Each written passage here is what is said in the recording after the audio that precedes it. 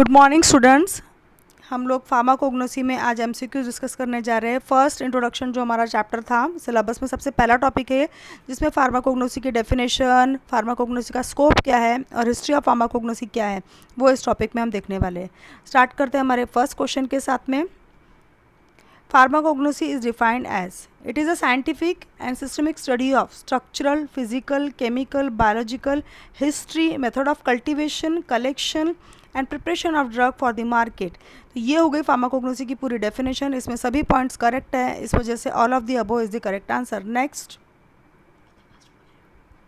Organise drugs are except बोला है मतलब को छोड़कर। तो ऑर्गेनाइज ड्रग में प्लांट का पार्ट हो सकता है, एनाटॉमिकल पार्ट हो सकता है, जैसे कि रूट, स्टेम, लीव्स, फ्लावर, ये सभी हो सकते हैं। तो क्या नहीं हो सकता? ये प्लांट का प्रोडक्ट नहीं हो सकता इसमें, इसलिए option C. Father of medicine किन को कहा गया है? ठीक है, तो फादर ऑफ मेडिसिन हिप्पोक्रेट्स को कहा गया है। Option C is the correct answer.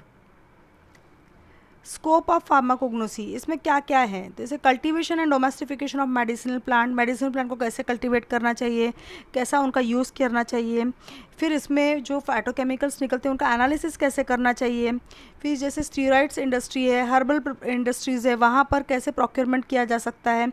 तो ये सभी स्कोप के अंदर आते हैं पॉइंट्स, इसलिए option D is the right answer. Analecta Pharmacognostica belongs to.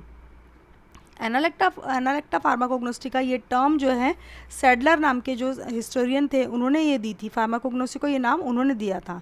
तो option C is the correct answer. Who wrote De Materia Medica? तो इसमें ऑप्शन ए जो है डायस्कोराइट्स नाम के जो हिस्टोरियन थे उन्होंने इसको नाम दिया है। Option A. Unorganized drugs are plant product and it is of dash nature. तो जैसे अनऑर्गेनाइज्ड ड्रग के बारे में मैं बता दूं आपको, वो प्लांट का प्रोडक्ट हो सकता है, जैसे कि प्लांट का जूस हो सकता है, प्लांट का ऑयल हो सकता है, प्लांट से निकलने वाले गम हो सकते हैं, बहुत सारे इसमें अलग अलग जो प्रोडक्ट्स होते हैं ना प्लांट के, वो इसमें हम इंक्लूड करेंगे एज अनऑर्गेनाइज्ड ड्रग। तो ये अनऑर्गेनाइज्ड ड्रग जो है वो सॉलिड, सेमी सॉलिड, लिक्विड कोई भी हो सकता है। जैसे गम सॉलिड होते हैं, जूस सेमी सॉलिड हो सकता है, लिक्विड जो है वो ऑयल्स हो सकते हैं, इसीलिए all of the above is the correct answer. What is the example of herbal preparations? Herbal preparations में जैसे कि जनरल टॉनिक्स है, हर्बल प्रिपरेशंस बनाए जाते हैं, तो उसमें तुलसी, शतावरी, इसका इस्तेमाल ज़्यादा किया जाता है। ये जनरल टॉनिक्स के रूप में काम करते हैं, पूरी बॉडी को टोन करने का काम करते हैं, इसलिए option D is the right answer, both A and B. Aristotle is well known for studies of animal kingdom. Animal kingdom की जानकारी और उसके बारे में ईच एंड एवरीथिंग बताने वाले एरिस्टोटल थे। What is the example of organized drug? तो ऑर्गेनाइज्ड ड्रग का एग्जाम्पल क्या है? इसमें एक्सेप्ट आना चाहिए था, एक्सेप्ट इसमें आ गया है। अभी फेनल और कोरिएंडर, जिंजर, ये तीनों भी ना ऑर्गेनाइज्ड ड्रग्स है। इसमें हम पर्टिकुलर प्लांट का पार्ट इस्तेमाल करते हैं। पर ऑप्शन बी जिसमें लिखा हुआ है हनी, हनी क्या है? ये प्लांट से बना हुआ प्रोडक्ट है, जिसको कौन बनाती है? हनी बीज बनाती है। बराबर कहाँ से बनाती है? फ्लावर्स का जो जूस रहता है, नेक्टर, उसको वो कलेक्ट करती है और बनाती है। तो ये एनिमल प्रोडक्ट हो गया ना, ये प्लांट का प्रोडक्ट हो गया। प्लांट प्रोडक्ट नहीं, एनिमल प्रोडक्ट है, पर ड्रग जैसा इस्तेमाल होता है, इसलिए option B is the correct answer. Except को याद रखना। Crude drugs obtain from, plant से भी मिलती है, एनिमल से भी मिलती है और मिनरल ओरिजिन से भी मिलती है। जैसे प्लांट से बोला तो फनल कोरिएंडर, एनिमल से बोल दिया तो हनी बीज वैक्स, मिनरल से बोल दिया तो केओलिन, चाइना क्ले वगैरह बोल सकते हैं। तो all of the above is the correct answer. Cellular drug is known as, इसका आंसर है ऑर्गेनाइज्ड ड्रग। जो भी ऑर्गेनाइज्ड ड्रग रहती है उसमें सेलुलर स्ट्रक्चर पाया जाता है। सारे सेल्स आपको बहुत अच्छे से दिखेंगी, एपिडर्मिस दिखेंगी, पैरेन्काइमा दिखेगा, वैस्कुलर बंडल दिखेंगे, सब कुछ दिखेगा, इसलिए option A is the correct answer. Who first time discover the extraction methods of chemical constituent from plants? तो इसका आंसर याद रखना है गैलन। गैलन जो साइंटिस्ट थे, इन्होंने प्लांट के कॉन्स्टिट्यूएंट को कैसे एक्सट्रैक्ट करना चाहिए ये सबसे पहले बताने वाले जो थे वो गैलन थे, इसलिए option C is the correct answer.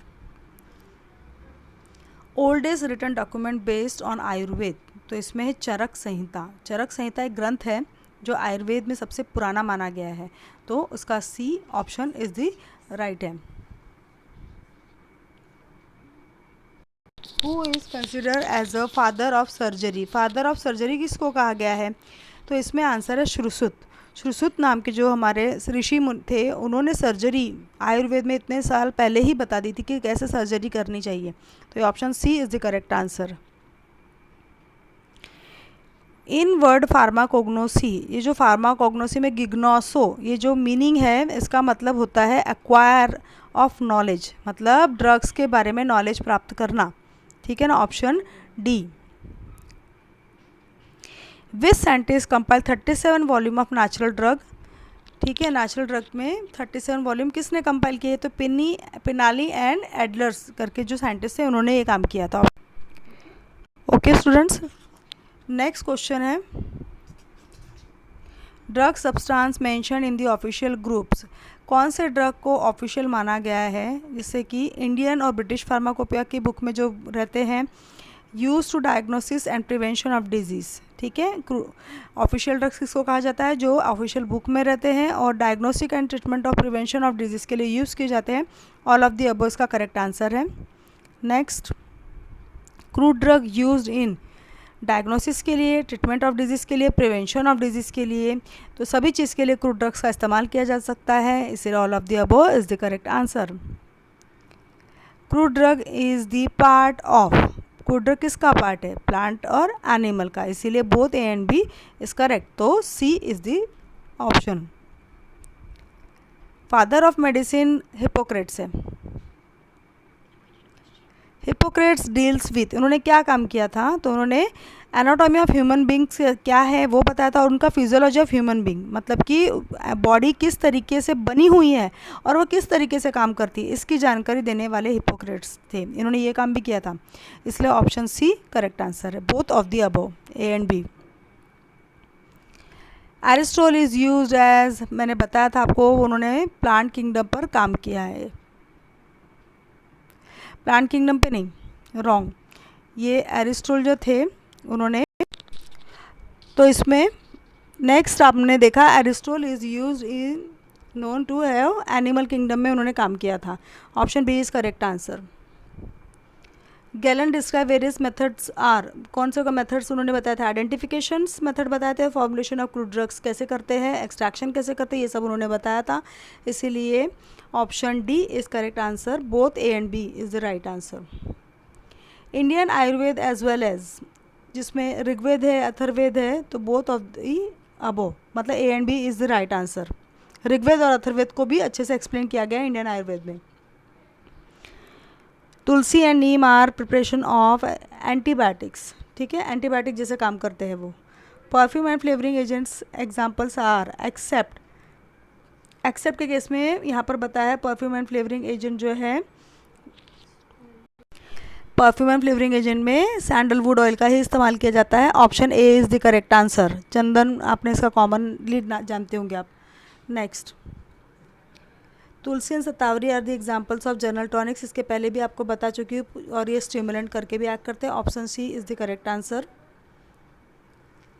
Dioscorea use for the synthesis of steroids, बहुत सारे स्टीरॉइड जो है वो सिंथेटिकली मार्केट में अवेलेबल है, लेकिन प्लांट ओरिजिन से मिलने वाला डायस्कोरिया का जो स्टीरॉइड है ये साइड इफ़ेक्ट से लेस है, इसीलिए इसे बनाने के लिए यूज, सिंथेसिस करने के लिए यूज़ किया जाता है। सेक्स हार्मोन्स, कॉन्ट्रासेप्टिव्स वगैरह इसी से बनाए जाते हैं। Both A and B is the correct answer. Option D is right answer.